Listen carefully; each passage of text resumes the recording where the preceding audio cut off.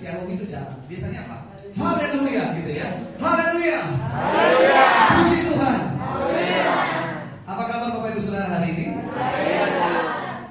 Oh, jawabannya luar biasa, tapi suaranya kurang luar biasa. Apa kabar Bapak Ibu Saudara hari ini? Luar biasa. Wah, sekali lagi kita berikan tepuk tangan yang terbaik. Terima kasih. Terima kasih. Yang main piano Pak boleh? Oke, Pak Andre ya. Boleh sambil dimainkan ya Pak ya. Puji Tuhan. Sekali lagi saya mau tanya dulu nih, Bapak Ibu Saudara apa kabar pagi hari ini? Luar biasa. Udah turun lagi semangatnya. Pak saya boleh turun ke bawah. Apa kabar Bapak Ibu Saudara? Luar biasa. Apanya yang luar biasa? Tuhan Yesus luar biasa. Apanya lagi Saudara? Apanya Bu? Pertolongannya luar biasa. Apanya lagi? Anugerahnya rohani sekali Pak di sini Pak. Suatu saat ini dipanggil Tuhan masuk di surga, di sebelah kanan Petrus semua ini sakit. Sekarang saya mau tanya Bapak Ibu Saudara, ada nggak di antara Bapak Ibu Saudara ketika datang ke rumah Tuhan, yang di bawah yang di atas dimanapun kita berada, engkau sedang mengalami berkat Tuhan? Boleh lambaikan tangan? Oke. Apa kabar Saudara? Baik dan luar biasa ya. Ada nggak di antara Bapak Ibu Saudara yang hadir ke rumah Tuhan hari ini engkau sedang dalam keadaan sakit? Boleh angkat tangan? Oh ada. Yang punya permasalahan, punya pergumulan ada? Oh ada, banyak ya. Sekarang saya mau tanya nih, apa kabar Bapak Ibu Saudara? Mulai turun kan?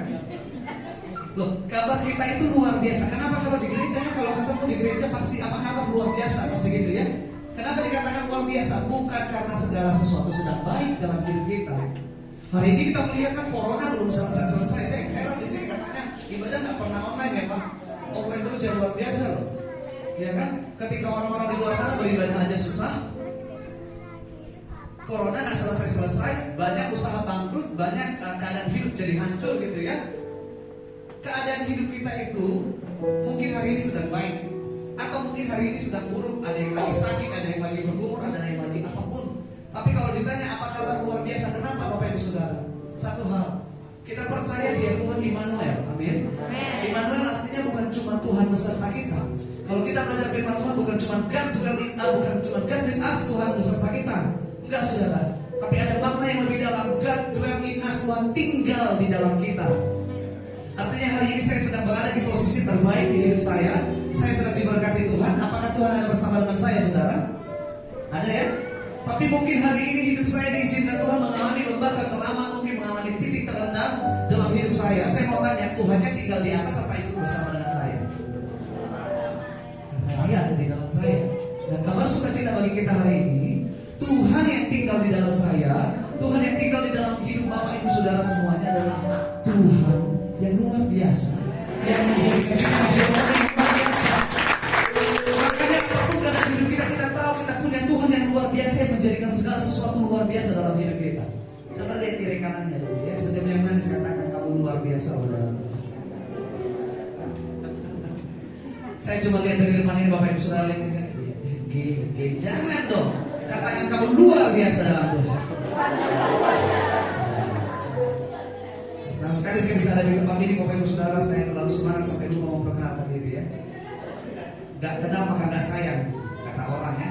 Tapi saya percaya jemaat Tuhan di GPDI Nazaret yang ada di Sendang Biru. Oke. Paham ya Pak Sendang Biru. Di sini saya lihat ya, belum kenal aja udah sayang sama saya. Kelihatan dari cara lihatnya.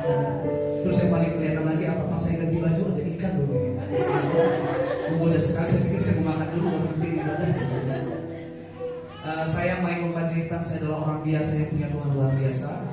Saya ada sampai hari ini semua karena kemurahan Tuhan Bapak Ibu Saudara. Terima kasih buat Bapak dan Ibu. Ibu kembali yang mana? Bapak dan Ibu kembali. Kemarin video call yang dia. Oh iya. Terima kasih untuk kesempatan yang luar biasa. Pak Andre juga terima kasih. Saya tahu bukan manusia yang mengundang saya ke tempat ini, Tuhan yang membawa saya ke sini. Tuhan yang mengantarkan saya karena saya tahu waktu Tuhan pasti yang terbaik. Saya ingat sekali pertama kali di waktu komunikasi mungkin, dan kemarin juga sempat komunikasi. Aduh gereja kita kecil, oh ini harus segala macam. Yang penting Tuhannya besar. Mau di kota besar, di kota kecil, dimanapun kita berada, Tuhan yang kita sembah adalah Tuhan yang sama, saudara. Artinya ketika dia Tuhan yang sama, dia Tuhan yang gak berubah, kuasanya, pertolongannya, keajaibannya sama. Luar biasa saudara. Kecuali kalau Tuhan di Jakarta itu lebih besar, saya gak akan datang ke sini saudara. Saya mau di Jakarta aja karena Tuhannya besar. Tapi kenyataannya Tuhan yang saya sembah, Tuhan yang saya layani adalah Tuhan yang sama. Dimanapun saya pergi, kemarin si Pak Andre kasih tahu, oh itu kita kayak di, karena jujur pikiran saya itu pertama kali dikasih tahu di Malang gitu. Jadi saya sudah mempersiapkan hati dan jiwa saya, batin saya di Malang. Karena memang ada acara di Malang. Pas dikasih tahu kurang lebih 2 jam, astaga kenapa nggak ngasih tahu dari awal gitu kan? Ternyata luar biasa sekali. Katanya banyak tempat wisata di sini yang saya tagih janjinya ya Pak ya. Ya. Jadi Bapak Ibu Saudara, saya pernah pelayanan, ini masih bagus banget. Musik kita salah adanya ya Pak. Aduh begini seadanya Pak Anda ngomong gitu. Saya mau kasih tahu kan, enak saya katakan begitu udah biasa. Saya pernah pelayanan di Papua saudara 7 jam dari Papua, dari kotanya Sorong ke pedalaman lagi 7 jam. Gak ada listrik itu berjam-jam, ada mati ada hidup, sinyalnya gak ada. Saya pernah sana 5 hari melayani Tuhan. Musiknya gak seperti ini saudara, kondisinya gak seperti ini. Benar-benar ya namanya di pedalaman saudara. Tapi saya tahu apa yang membuat saya semangat melayani Tuhan. Apa yang membuat saya tetap sama melayani Tuhan, sukacitanya tetap sama melayani Tuhan. Saya tahu Tuhan yang saya layani Tuhan yang sama saudara. Kecuali Tuhan yang beda saya akan mikir-mikir. Tapi yang saya tahu dan saya percaya Tuhan yang menyertai saya adalah Tuhan yang sama kemanapun saya pergi saudara. Saya adalah orang yang mengalami banyak mujizat dan pertolongan Tuhan. Banyak orang berpikir dari awal, aduh Pak Michael gimana besok kami jemputnya naik mobil ini. Ya ampun Pak, saya pernah GPDI apa Pak. Itu pedalaman, maksudnya jauh banget ke dalamnya. Saya pernah dalam keadaan ini, kalau orang tanya pengalaman bukan paling buruk, paling berkesan selama melayani Tuhan. Saya ingat banget waktu itu tanggal 12 Desember saya pelayanan di Surabaya. 14 Desember saya di Mojokerto, artinya sama-sama Jawa Timur. 13-nya kosong. Saya pikir saya mau istirahat di Surabaya. Ternyata ada satu gereja Tuhan GPDI yang ada di Ampana. Pak Michael tolong pelayanan di kita gitu. Terus saya katakan ini waktunya nggak pas gitu. Saya katakan 13 itu kan mepet, saya harus bolak-balik gitu. Terus mereka bilang begini, tapi jemaat Tuhan rindu Pak untuk berjumpa dengan Pak Michael. Saya coba aturkan ya, saya katakan begitu. Lalu saya ingat sekali Bapak Ibu Saudara, 13 pagi saya terbang dari Surabaya ke Makassar, dari Makassar ke Luwu, dari Luwu naik mobil lagi 6 jam. Dan kami harus kencang banget karena ada bukan tutup jalan, gunung lagi dibelah dua supaya jadi jalan. Jadi ada jam-jam buka tutupnya saudara. Saya ingat sekali pas kita nyampe, pas gerbangnya baru ditutup, kita nggak boleh masuk. Dan itu jam 4 sore. Saya katakan jam berapa gerbangnya dibuka? Jam 6 sore. Sementara jam 6 sore ibadah sudah mulai. Dari penutupan itu sampai ke gereja itu masih ada 1 jam lagi saudara. Hujan deras, belum makan. Gak ada, kiri kanan itu gak ada apa-apa, namanya di gunung saudara. Dan ini mau gimana gitu. Terus ternyata di mobil itu mobilnya panitia itu punya anak kecil, ada roti mani, ada biskuit ya. Saya izin sama panitia boleh nggak saya makan biskuitnya, saya udah lapar. Oke. Terus mereka kirim video, Pak ini jemaat sudah datang semua. Aduh Pak saya gak enak, saya katakan ada nggak cara yang paling cepat saya bisa ke sana? Gak harus nunggu buka jalan dulu. Mereka berkata, oh ada Pak, kalau Bapak mau boleh turun sedikit. Ada turunan gitu. Ternyata turunan orang Ampana itu anjuran. Saya nggak tahu turunannya seperti apa. Oh turunan sedikit. Saya pikir oke gimana turunan biasa aja. Saya bawa koper saya angkat saudara. Ternyata turunannya mereka itu ke jurang. Dan di bawah itu laut saudara. Hujan deras, ombak besar sekali. Ada perahu nanti yang jemput Pak Michael. Di pikiran saya perahu oke, bisa lah masih bisa ini. Ternyata begitu sampai itu sampan saudara, bukan perahu yang hanya bisa 2 orang. Dan saya ingat sekali saya telepon mama saya kalau ombak keras, saya bilang, Ma, kalau saya kenapa-kenapa, kalau saya nanti hari ini ditelan ombak, saya mati ketika melayani Tuhan, saya katakan begitu. Karena begitu kondisi gak enak saudara. Lalu akhirnya kita bisa lewatin saudara. Saya sampai jam 6 kurang, gak mandi, gak gimana-gimana, langsung ganti baju pelayanan. Selesai pelayanan, makan sebentar langsung pulang lagi ke Surabaya. Jadi kalau soal tadi perjalanan itu belum ada apa-apanya saudara. Kenapa saya bisa semangat? Karena saya tahu kemanapun saya menyaksikan kuasa dan kebaikan Tuhan, dia Tuhan yang bekerja dengan luar biasa. Dan hal ini saya berdiri di tempat ini saudara gak secara kebetulan. Dalam hidup kita tuh gak ada yang terjadi secara kebetulan. Tuhan sudah atur, Tuhan sudah rancangan semuanya. Dan saya selalu berdoa kepada Tuhan, Tuhan kemanapun Tuhan bawa saya, siapapun yang Tuhan pertemukan dengan saya percaya mereka mengalami kuasa kuasa Tuhan yang luar biasa. Kalau saya datang ke sini dengan kemauan saya sendiri, saudaraku, itu sia-sia. Tapi ketika Tuhan yang bawa saya ke sini, saya tahu Tuhan sedang mengerjakan hal yang luar biasa atas tempat ini. Tapi banyak hari-hari terakhir ini, saudaraku, orang-orang itu mulai kecewa sama Tuhan. Orang itu mulai marah sama Tuhan. Ketika mungkin doanya nggak dijawab Tuhan, marah sama Tuhan. Ketika mungkin sakitnya nggak sembuh, mulai marah sama Tuhan. Nggak mau ke gereja, nggak mau beribadah, nggak mau melayani Tuhan. Ketika keadaan hidupnya mungkin sedang nggak baik, ketika keluarganya mungkin sedang tidak baik, ekonominya tidak baik, dia berkata, oh Tuhan itu nggak ada, Tuhan itu nggak baik. Saya mau kasih tahu Bapak Ibu Saudara, apapun situasi hidup kita hari ini, dia tetap Tuhan yang baik. Firman Tuhan berkata apa? Sebab Tuhan baik, bahwasanya untuk selama-lamanya kasih setia Tuhan. Selama-lamanya berapa lama Bapak Ibu Saudara? 10 tahun belum selamanya, 100 tahun belum selamanya. Bahkan kalau kita bisa hidup 1000 tahun pun itu gak selama-lamanya, saudara. Selama-lamanya itu gak ada ujungnya, gak ada akhirnya. Artinya firman Tuhan ingin mengingatkan kita bahwa selama kita hidup, kalau kita masih bernafas hari ini, kita melihat kebaikan Tuhan. Besok masih bernafas lagi, Tuhan masih menyatakan kebaikannya dalam hidup kita. Gak pernah berakhir. Tapi banyak orang mulai kecewa sama Tuhan. Apalagi mulai, saya gak tahu Pak di sini, masa pandemi ini ngaruh gak di daerah situ? Ngaruh ya? Di seluruh dunia itu ngaruh. Teman saya punya teman di Jakarta Bapak Ibu Saudara. Dia adalah seorang pengusaha. Dia melayani Tuhan dengan semangat. Dia sambil berusaha dan dia membantu pelayanan dengan luar biasa. Semangat banget. Tapi tahukah Bapak Ibu Saudara apa yang terjadi? Orang yang melayani Tuhan, semangat banget mengikut Tuhan, saudara. Ketika pandemi usahanya mulai turun dan akhirnya bangkrut, saudara. Istrinya dan anak-anaknya masih kecil. Ketika dia berkata, Tuhan itu gak baik, Tuhan itu gak adil. Masa saya sudah melayani Tuhan tetap begini keadaan hidup saya? Akhirnya apa, saudara? Dia marah sama Tuhan. Ketika marah sama Tuhan, gak ada pengharapan lagi dalam hidupnya. Ketika gak ada pengharapan dalam hidupnya, dia bunuh diri, saudara. Dia memilih untuk mengakhiri hidupnya. Orang yang sudah melayani Tuhan, orang yang berkata dia mengasihi Tuhan, menyembah Tuhan, tiap minggu mungkin ke gereja. Saya mau kasih tahu Bapak Ibu Saudara, jangan izinkan keadaan hidupmu menghalangi engkau datang kepada Tuhan. Jangan izinkan situasi hidupmu hari ini menghalangi engkau datang menyembah Tuhan. Jadikanlah keadaan hidup kita hari ini menjadi alasan yang terbaik untuk kita bisa datang memuji dan menyembah Tuhan. Ya, setuju, boleh berikan tepuk tangan kepada Yesus. Yang hari ini sebelum kita memuji menyembah Tuhan, lebih lagi saudara, kita mau belajar firman Tuhan sedikit di dalam Kisah Para Rasul 16, saudara. Multimedia boleh kita tolong bantu saudara. Kisah Para Rasul 16 ayat 25 dan 26. Ayat yang mungkin sudah sangat biasa kita dengar Bapak Ibu Saudara, kita baca ya. Boleh kita baca sama-sama dalam hitungan yang ketiga, Kisah Para Rasul 16 ayat 25 dan 26. 1, 2, 3. Tetapi kira-kira tengah malam, Paulus dan Silas berdoa dan menyanyikan puji-pujian kepada Allah, dan orang-orang hukuman lain mendengarkan mereka. Akan tetapi terjadilah gempa bumi yang hebat, sehingga sendi-sendi penjara itu goyah, dan seketika itu juga terbukalah semua pintu dan terlepaslah. Puji Tuhan. Firman Tuhan berkata apa, saudara? Tetapi kira-kira tengah malam.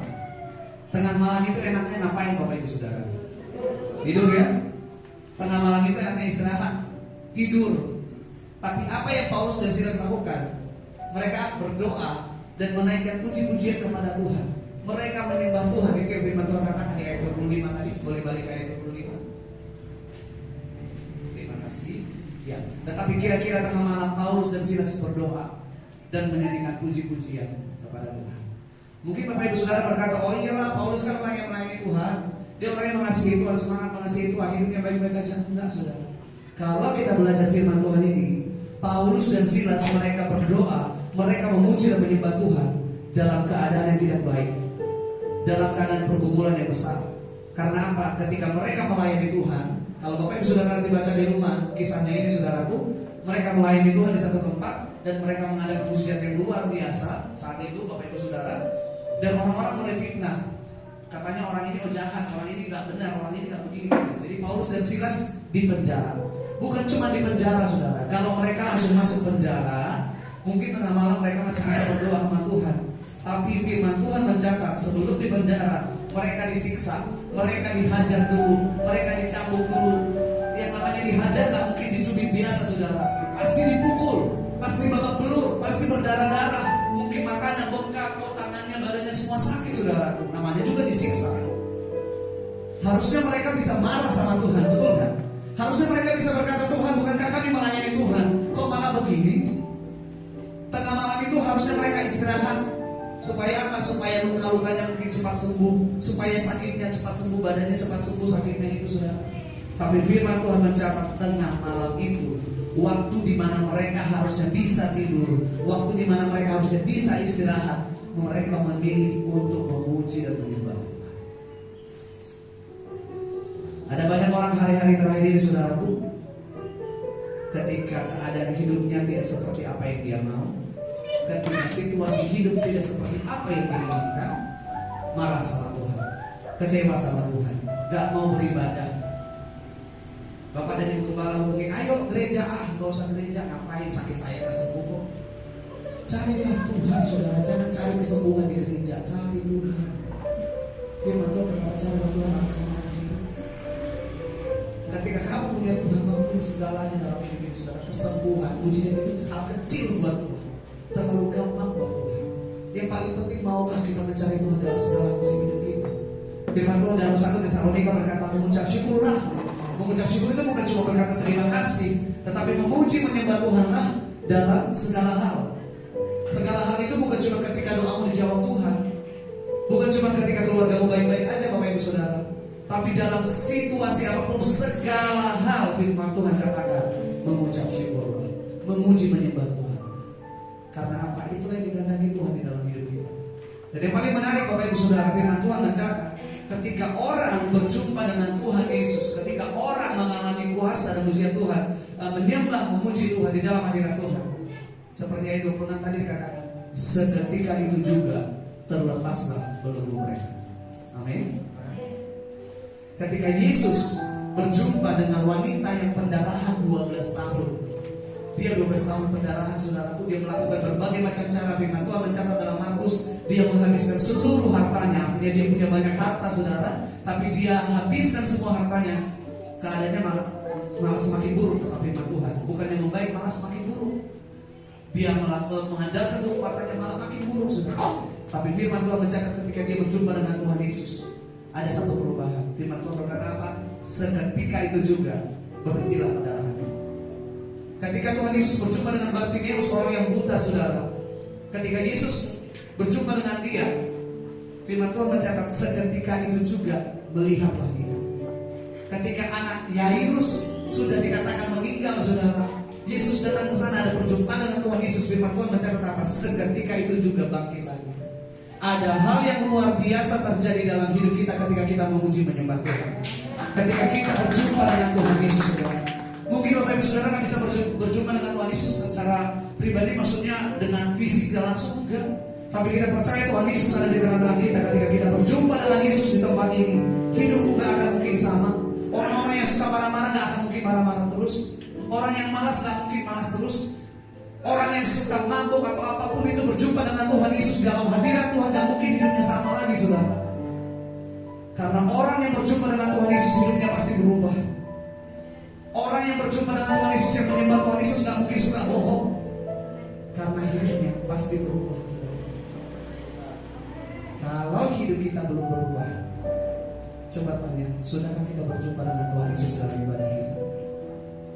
Karena firman Tuhan mencatat setiap orang yang berjumpa dengan Tuhan Yesus, hidupnya diubahkan, yang sakit disembuhkan, yang lemah dikuatkan, yang berputus asa berhubungan berat diberikan pengharapan, bahkan yang terhilang Tuhan selalu. Nah, Bapak Ibu Saudara, firman Tuhan mencatat Paulus dan Silas ini, mereka tidak mengizinkan keadaan hidupnya menghalangi mereka memuji menyembah Tuhan. Saya adalah orang yang mengalami banyak mujizat dan pertolongan Tuhan, saudara. Kalau seandainya hidup saya dijadikan film, maka lagu yang paling cocok mewakili hidup saya adalah Kuasa-Mu Terlebih Besar. Karena saya ada hari ini semua karena kemurahan Tuhan, semua karena kuasa Tuhan, saudara. Banyak orang cuma berpikir, oh oke, Michael Bublé tadi tuh saya nggak pernah saya bilang artis ya, maksudnya dia penyanyi rohani lah, terkenal atau apalah itu saudara.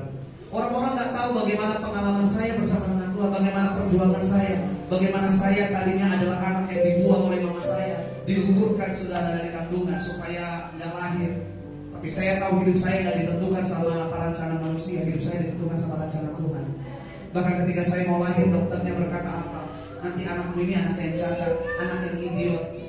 Saya lahir sampai hari ini saya ada semuanya sempurna, gak kekurangan satu apapun saudara. Hidup saya tidak ditentukan sama apa kata orang. Hidup saya ditentukan sama apa kata Tuhan.